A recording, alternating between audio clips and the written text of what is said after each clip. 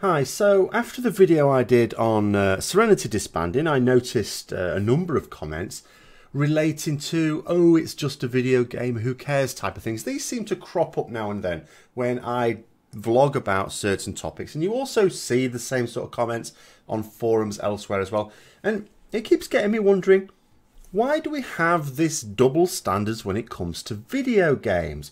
Why do people see video games as somehow either childish or an unworthy pursuit, when other ones which you can basically ascribe the same sort of thing to are actually seen as very worthy and laudable? Think about it this way: when we're sort of evolving, we've evolved into pack animals, and the idea of this is, of course, within a pack animal there's a cohesion to it, but there's also a hierarchy, and of course people want to be better. We want to go out and catch the biggest bear or chase away the biggest saber-toothed tiger.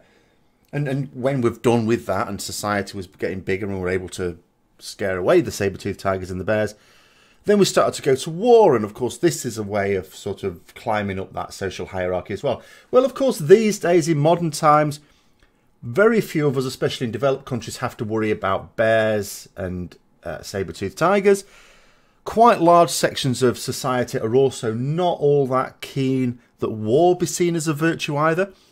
But we're still pack animals, we've still got these instincts. So what do we do about it? Of course we have sports, much gentler pursuits, but ones where we can still satisfy our competitive activities, our inclinations. So we come up with sports and other things as well to basically put one over on other people, but in a nice way.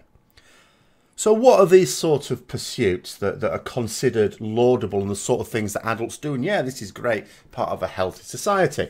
So you could go out and you could play football or cricket of a Sunday. You could go to the pub of a Friday night. You can go travelling. Oh, isn't it amazing going travelling, learning all these new cultures? But then I start to break it down. I think to myself, well, okay, you know, people might liken sports to physical fitness. And of course, the video games, the typical gamer, someone like me actually, very overweight and unfit. But is that typical? Is it really video gaming that does that? No, of course not. Because you look at some of the most dedicated gamers in the world, the ones who really put in serious amounts of time and effort. Do these guys look unfit and fat and unhealthy? Do these? So that's not it. People that go out and play football as well, are they all super fit as well? Are they all specimens of man or womanhood? I don't think so. And of course, if your idea of football, as a third of my viewers would be, is that any better? No, of course not. So again, you can see how these perceptions get very, very muddied. Then you look at going out to the pub or a bar or whatever you want to call it. Good social interaction. Is it really? Is this sociable? Is this grown-up behaviour? Is this laudable? Yeah, not so sure. And then there's the travelling side of it. Well, travel broadens the mind. Well, for who? What good is that doing society that you just saw how pathetic the Mona Lisa really does look in real life? And I will tell you this, if you're a fan of art and you've never seen the Mona Lisa, you've never been to the Louvre in Paris, save yourself a trip, because it's the most disappointing thing you will ever see in your life. And then think about the sort of things that the majority do on holiday. Okay, sure, there are those who actually go on holiday and absorb cultures genuinely, they'll learn the language. But how many people actually just go to do whatever they would do normally anyway? I mean, look at the sort of things people do. Oh, we get to climb a load of steps. Oh, that's fantastic. We don't have steps where I come from.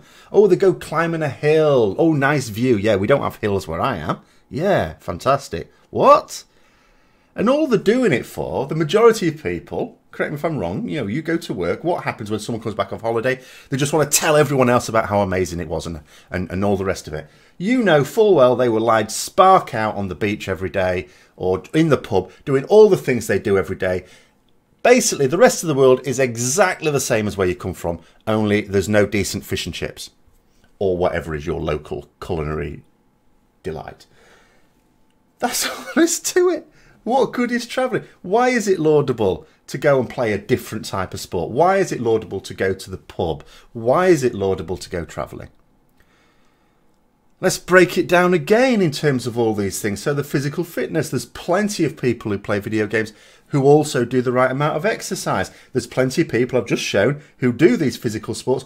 And okay, you can say it's a bit of extra exercise. You can't knock them for it, but it's clearly not doing them a lot of good because there's a load of other factors to their lifestyle that's counting against it. Going to the pub for social interaction. But for most people, realistically, it's quite an isolated experience. Gaming is, by definition, a social. You can't actually avoid, in a game such as this, the social interaction because you're working with other people. Inevitably, you'll develop social interaction skills. You know, a lot of people will go on to meet others at conventions or do guild meets as well. And again, the travelling side of it. I mean, playing a video game, especially in Europe, which actually has a huge mix of nations, is actually pretty amazing for cultural education because you mix with people, lots of different nations, who will all talk about the events of the day from the point of view of their own country and how their own country does various things. I mean, if you're an English-speaking guild in Europe, you're very likely to be in a guild with not only people from Britain, but people from Holland, Sweden, Finland, Norway, and there'll bound to be other countries as well. From all over Europe, potentially, in Poland and other parts of Eastern Europe, and Russia perhaps, and even some people from France or Germany or Spain or Italy, which have their own servers as well, along with the Russians, but sometimes, you know, they speak English well, they will join the English-speaking realms. So it's a good old mix in there.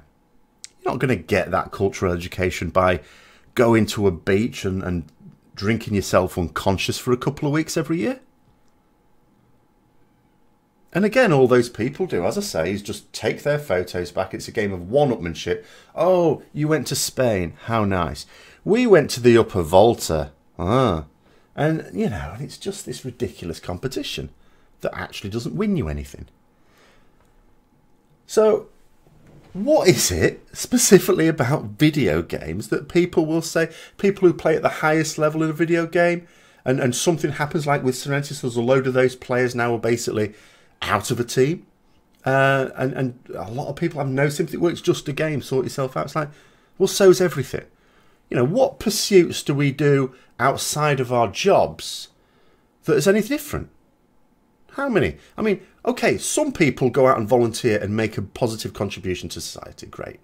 But those people will also do other hobbies that are not doing anyone any good. And plenty of people don't even do the volunteering side. In fact, plenty of people, I say, apart from your jobs, there's plenty of people who do jobs. If you actually break it down, you think to yourself, is this a great benefit to society? There's plenty of people you'd actually sort of say, no, not even my job is really benefiting society. But anyway, I'm going to leave it there. That's my little mini rant, if you like. I hope you enjoyed it. If you did, don't forget to like, comment, subscribe and share for further content and other useless rambling vlogs. And until next time, I'll see you later.